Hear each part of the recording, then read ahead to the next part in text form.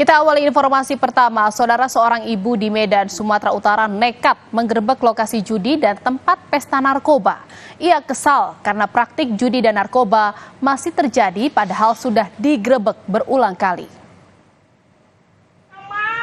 Perjudian, kami menyeser ke kampung ini. Di sini dekat kantor Koramil 100 meter. Ibu ini dengan lantang masuk dan menunjukkan lapak judi dan narkoba di kawasan Medan Sunggal. Ia juga tak takut memperlihatkan aktivitas orang-orang yang ada di sana. Ada apa ini? Ini Pak, salah satu tempat perjudian yang selalu diadakan. Ia juga memperlihatkan tempat penyimpanan mesin judi di sebuah bangunan permanen yang tidak jauh dari lapak pertama.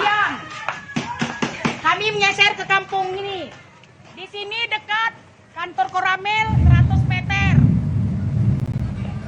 Polisi langsung menggerebek dan menyita beberapa mesin judi yang kemudian dimusnahkan di lokasi penggerebekan bersamaan dengan lapak judi dan narkoba. Menurut polisi, saudara, dalam waktu setahun terakhir, lokasi ini sudah 30 kali digerebek.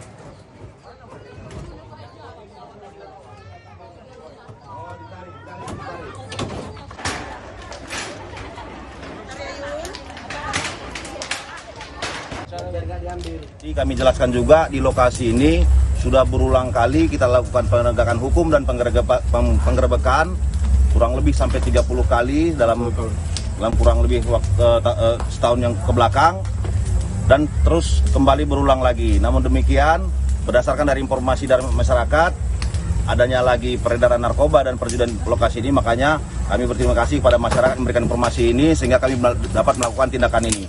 Dan hasil penggerebekan ini dapat kami amankan 2 orang yang masih akan kita dalami perannya apakah sebagai bandar ataukah sebagai pemakai saja, dan juga ada